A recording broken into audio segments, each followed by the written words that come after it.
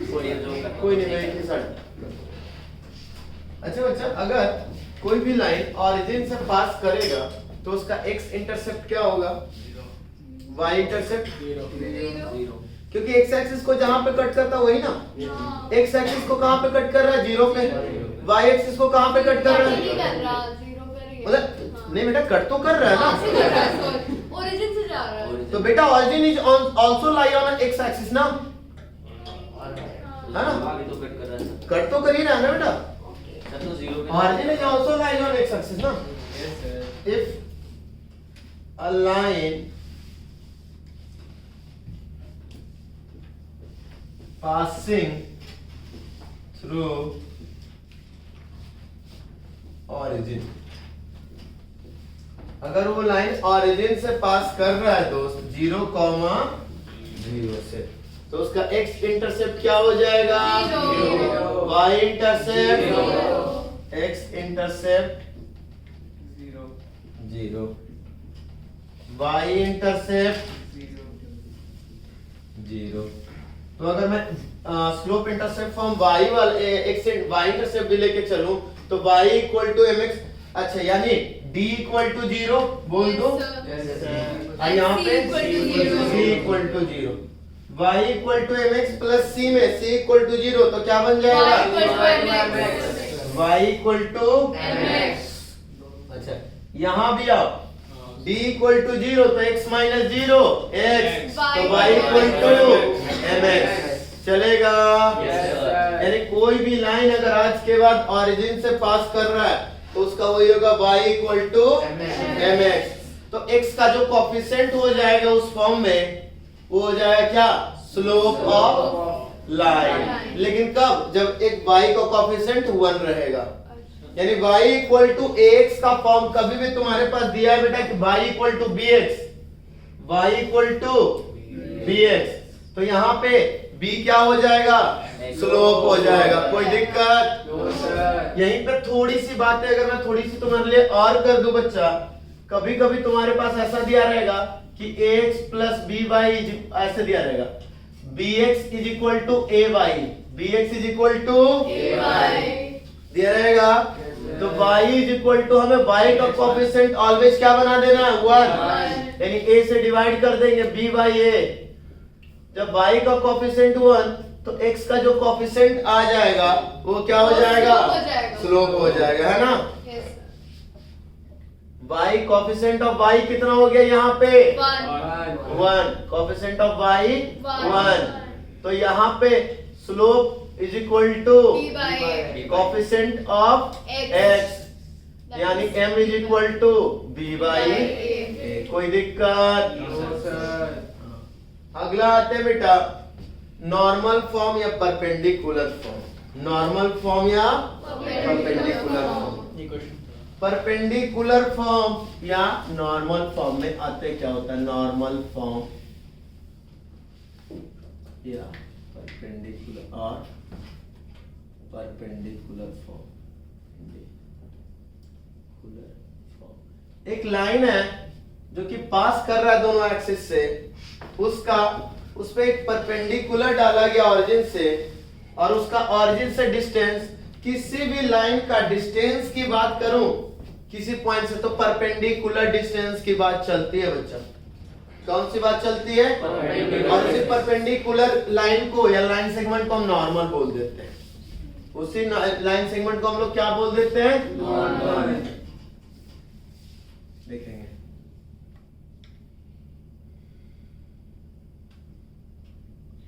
एक लाइन है L, ये A और B पे कट कर रहा है दोस्त। अब इस पे ओरिजिन से एक परपेंडिकुलर लाइन सेगमेंट हमने बना दिया OA, ठीक है, जिसका डिस्टेंस हो गया P, यानी distance of line from origin is equal to P।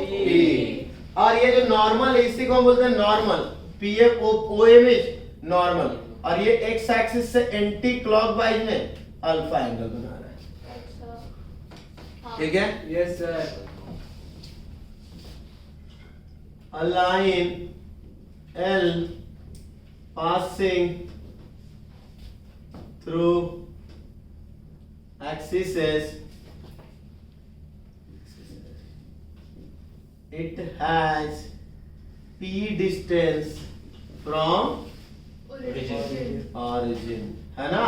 Sir जब भी बात करेंगे डिस्टेंस की तो डिस्टेंस मतलब हमेशा परपेंडिकुलर डिस्टेंस होता है बच्चे, क्योंकि अगर नहीं तो देखो ना, एक पॉइंट से देखो, ये लाइन है, इस पॉइंट से 1 2 3 कितने डिस्टेंस ड्रॉ करते चलोगे, बट हमने सीखा है कि perpendicular distance is the smallest distance. तो हम डिस्टेंस जब भी लेते तो परपेंडिकुलर डिस्टेंस लेते वो भी स्मॉलेस्ट, है ना?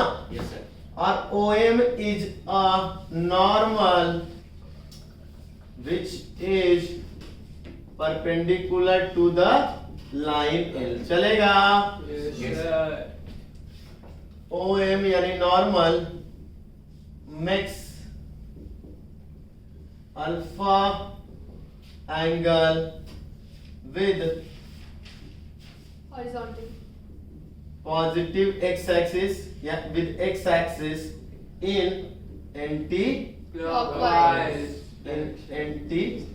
clockwise, चलेगा मेरे प्यारे बच्चों? Yes, sir. है ना? Yes, sir. एक लाइन ए बी दिया है, एक लाइन ए बी दिया है जिसको ऑरिजिन से एक परपेंडिकुलर लाइन डाला गया है नॉर्मल, और ये ऑरिजिन से p डिस्टेंस पे है ना? और इस पे एक्स एक्सिस से नॉर्मल पे एंगल बन रहा है, ये स्लोप नहीं है, इस लाइन का एंगल नहीं है। Alpha is the angle of normal, alpha is the angle of normal, है ना? अल्फा क्या है? एंगल है, एंगल है किसका? एक्स एक्सिस से जो बन रहा है, angle of normal with respect to x axis anticlockwise, है ना? Yes, sir. ठीक है बच्चा, अब चलो ट्रायंगल OMA में, ए में OMA में मुझे OA चाहिए। मैं क्या कर रहा हूँ ना, यहाँ पे मैं जो कॉन्सेप्ट कर रहा हूँ मैं तुम्हें दिखा रहा हूँ, मैं एक्स इंटरसेप्ट और वाई इंटरसेप्ट निकालने का ट्राई कर रहा हूँ। तो मुझे OA चाहिए, तो OA क्या हो गया? हाइपोटेनस 90 डिग्री के सामने लो, OMA, ये हाइपोटेनस, ये अल्फा, तो ये हाइपोटेनस हो जाएगा, ये परपेंडिकुलर और ये बेस। हम क्या लें? तुम्हारे पास P दी, अच्छा परपेंडिकुलर भाई, परपेंडिकुलर, क्योंकि ये P बोलूंगा तो कंफ्यूज हो जाओगे। तो अगर तुम्हें cos अल्फा, क्योंकि तुम्हारे P दिया है तो P यानी बेस दिया है ना? Yes. cos alpha is equal to OM by OA, हाँ है ना? Yes, sir. cos अल्फा यानी OA is equal to OM by cos alpha, यानी P by cos Cos alpha. चलेगा? Yes, sir. अच्छा, उसी तरीके से ट्रायंगल OBM में मुझे ये चाहिए, तो ये हाइपोटेनस हो गया। अच्छा, ये अल्फा, तो ये बता ये क्या हो जाए? 90 माइनस अल्फा, तो ये भी अल्फा, हाँ या ना? किसी भी ट्रायंगल में एक 90 तो बाकी दो में, अगर एक थीटा तो दूसरा 90 माइनस थीटा, एक अल्फा तो दूसरा 90 माइनस अल्फा, तो ये अल्फा। तो इसके सामने का ये परपेंडिकुलर और ये हाइपोटेनस, यानी क्या लगेगा? Sine alpha is equal to OM by OB, हाँ या ना? तो OB is equal to OM by sine alpha, sine alpha, यानी P by sine alpha. Sine alpha, चलेगा? Yes, sir. और आप लोगों ने शायद यही पढ़ा है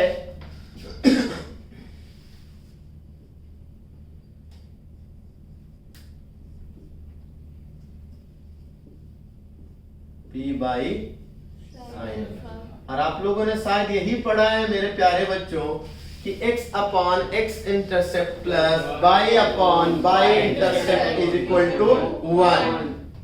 तो equation of line y intercept form, intercept मतलब दोनों इंटरसेप्ट ना? क्या होगा बच्चा? x अपॉन x इंटरसेप्ट यानी OA, यानी P by cos alpha, y upon P by sine alpha is equal to, 1। देखो डिनोमिनेटर फ्रैक्शन में है मेरे प्यारे बच्चों, यहाँ देखो जिसको नहीं समझ में आ रहा, डिनोमिनेटर ऑलरेडी फ्रैक्शन में है, न्यूमरेटर को भी फ्रैक्शन बनाओ और सबसे नीचे वाला कहाँ चला जाएगा? बस बीच वाले के पास, यानी x cos alpha y। P उसी तरीके से y upon p sin alpha, तो ये भी हो जाएगा Y y sin sin alpha alpha y y p, चलेगा? यस सर तो x cos alpha y p plus y sin alpha y p is equal to 1। LCM p और उधर चले p into 1 p हो जाएगा, यानी जो आंसर आया हमारे पास x cos अल्फा इक्वल टू p, जहाँ पे अल्फा नॉर्मल का एंगल है, angle of normal with respect to x axis in anti-clockwise, चलेगा? यस सर अच्छा, दूसरा p distance of origin, distance of line from origin, क्या ये बोल सकते हो distance of normal? Distance of normal कोई दिक्कत यहाँ तक? No, sir. किसी को बहुत बड़ी बात करी मैंने? नो सर क्या ये स्लोप इंटरसेप्ट यहाँ तक समझ में आ गया है? एरेज कर लो। तो देखो इस पे क्वेश्चंस करवा लेते हैं, फिर आ जाइए। ये अगर हो गया है तो हम आ जाइए, हम लोग बात कर लेते हैं। ये लास्ट था हमारे पास नॉर्मल फॉर्म। So ये slope intercept में ही आएगा ना? नहीं, नॉर्मल फॉर्म अलग है बच्चा, ये नॉर्मल फॉर्म अलग है। ठीक है। इसको तो हमने किया इस तरीके से ना, हाँ। अलाइन एक लाइन ये वाली line sir has a distance 5 unit from origin and a normal from origin is perpendicular to the line which makes 30 degree in anti-clockwise। Anti क्या बोल सकता है? With positive direction of x axis, with x axis. Find equation of line, चलेगा? Yes sir क्या हो गया बेटा? तो P is equal to 5, Yes, sir. Alpha is equal to 30 degree, Yes, sir. cos alpha cos 30 यानी √3/2, sin alpha 1/2, 1/2, चलेगा? Yes, sir. The equation of line X cos alpha x cos alpha plus y sin alpha is equal to P. root 3/2x √3/2x plus 1/2y is equal to 5. तो √3x plus y is equal to 5 into 2 यानी 10, चलेगा? Yes sir. कोई दिक्कत? Sir, question में बोल रहा है a line has a distance 5 units from origin. आपने बोला था जब भी बात करेगा डिस्टेंस की, मतलब परपेंडिकुलर डिस्टेंस की बात अरे करेगा। बेटा जान के नहीं दिया तुम्हें घुमाने के लिए, नॉर्मल दिया ना बाद में, हाँ। वो जान के तुम्हें पूरी बात Sir, नहीं ऐसा बोली। लग रहा है जैसे वहाँ पे कोऑर्डिनेट दिया हुआ नॉर्मल है। क्या यहीं पे रुक जाएगा? नॉर्मल क्या हमारा वहीं पे रुक जाएगा, नॉर्मल उसके लाइन आगे तक जाएगा, ठीक है। उसकी मर्जी है। बस ये देखना है कि नॉर्मल जो एंगल कितना बना रहा है, क्योंकि ऑरिजिन से पास हो रहा है, तो ऑरिजिन से डिस्टेंस, ऑरिजिन से पास होने वाला नॉर्मल जो उसमें परपेंडिकुलर है, तो डिस्टेंस भी तो वही तुम्हें मेजर करके देगा, Yes sir. और कौन तुम्हें मेजर करके देगा? क्लियर हुआ यहाँ तक? यस सर कोई दिक्कत इस क्वेश्चन में? नो सर पॉज करो। सर हाँ जी बेटा, आपने उस वाले में कौन सा नॉर्मल के क्या क्या एंगल्स हो सकते हैं दोस्त? 90 डिग्री तक। पक्का? 180 180? तुम तो बोलोगे ही जब ऐसे सब क्वेश्चन। हाँ, और पक्का? अरे सोचो नॉर्मल कितना एंगल बना सकता है? 90 नॉर्मल किससे एंगल बना रहा है? एक्स एक्सिस से, एंटी क्लॉकवाइज। नॉर्मल है क्या? क्या होगा? सारी क्राइम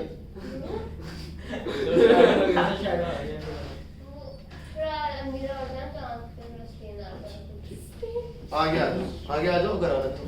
नहीं दिख रहा था आगे खड़ी। ठीक, अच्छा जल्दी देखो, एक बस ये लास्ट टॉपिक। एंगल क्या है? तो वो परपेंडिकुलर डालेगा पहले लाइन पे, उसके बाद सोचो। 90 डिग्री। अरे निकालो 90 सोचो ना, 90 साइना सोने के लिए नहीं बोला बेटा, ये सोचो। 180 बनाना है। ऐसे करके कौन सोच सकता है? सो के मैं बार बार बोल रहा हूँ, लाइन जो है परपेंडिकुलर डाल रहा है, 90 से नीचे ही होगा। 180 लाइन पे परपेंडिकुलर। अच्छा अब पक्का, अब मैं फिगर बनाऊंगा तो देखो तुम लोग तुरंत दिख जाएगा तुम लोग को। देखना एंटी क्लॉकवाइज है तो फिर 180 का होगा। सर हाई 180 तक होगा। 90 यहाँ पे अल्फा अक्यूट या ऑब्ट्यूज? Acute। ठीक है, first first second quadrant quadrant में बनाना। सेकंड क्वाड्रेंट चलता हूँ। ये देख लो 180 हो गया। हाँ तो एंटी बनाना है ना, तो 180 तक जाएगा। अब ये तो नॉर्मल तो भाई साहब ऐसे ही रहेंगे, ये तो इसी से चलेगा। अल्फा अक्यूट या ऑब्ट्यूज? Acute। इसमें अल्फा Acute। इसमें अल्फा क्यूट। क्यूट नहीं बेटा, क्यूट तुझे बड़ा क्यूट बनना है, क्यूट बनना है। क्यूट ना पढ़ाई को बना ले बेटा, तो पता चला ना ऑब्ट्यूज भी नहीं रहेगा तो। 360 पे जाएगा। अच्छा ठीक है, ऑब्ट्यूज ही ना, इससे ज्यादा तो नहीं। नहीं बनेगा सर बनेगा बनेगा। पूरा बनेगा, 360 तक बनेगा। अब समझ में आया? हाँ सर। क्योंकि तुम लोगों ने इंक्लाइनेशन वाली हरकतें कर ली कि सर इंक्लाइनेशन में होता था तो यहाँ भी वही होगा। हाँ सर। अब इसमें बताओ। अच्छा एक मिनट, ज्यादा छोटा बन गया कुछ। तो मेरी ड्राइंग इतनी अच्छी है कि पूछो मत तुम लोग, यस सर। है ना? अच्छा है ना बेटा? हाँ सर। हाँ तो बस ठीक है। मुझसे तो अच्छी है। बटन मारना।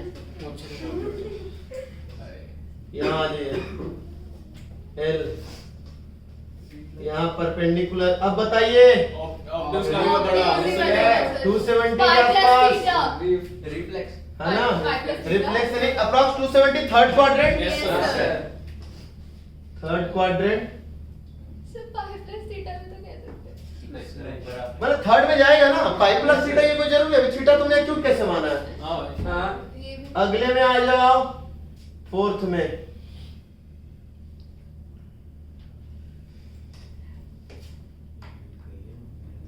अब मुझे बताओ ये कहां से कहां तक जाएगा? अब ये पूरा जाएगा। पूरा सर।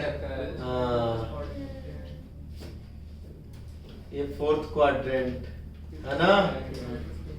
तो अल्फा जो यहाँ पे आया है मेरे प्यारे बच्चे, अल्फा 0 to 360 तक जाएगा। क्लियर हो गए?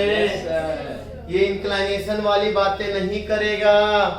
इंक्लाइनेशन में लाइन था, वो थर्ड में था तो फर्स्ट में भी आता था, इसीलिए तुम 180 पे सिमट के रह गए थे कि वो थर्ड में जाता था तो फर्स्ट में आता था, और फोर्थ में जाता था तो सेकंड में आता था।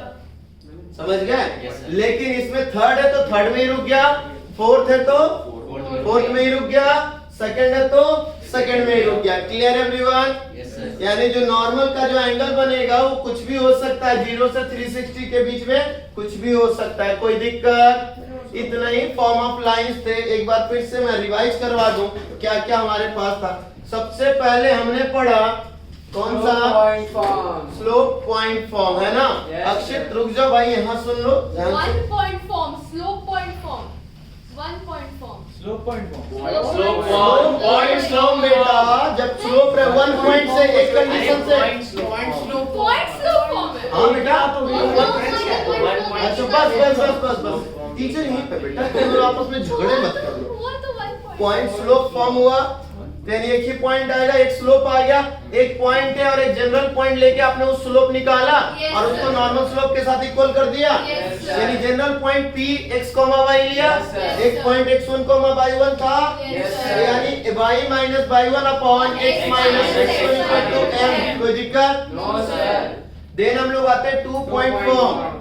2 पॉइंट में 2 पॉइंट से पास कर रहा था, Yes, उन sir. दोनों से स्लोप लिया Yes, sir. और एक जनरल पॉइंट था उसके साथ भी स्लोप लिया, तो y2 minus y1 upon x2 minus x1 एक स्लोप बन गया। एक नॉर्मल पॉइंट से स्लोप लिया y से, तो y minus y1 upon x minus x1 दोनों को इक्वल कर दिया, तो y minus y1 upon x minus x1 equal to y2 minus y1 upon x2 minus.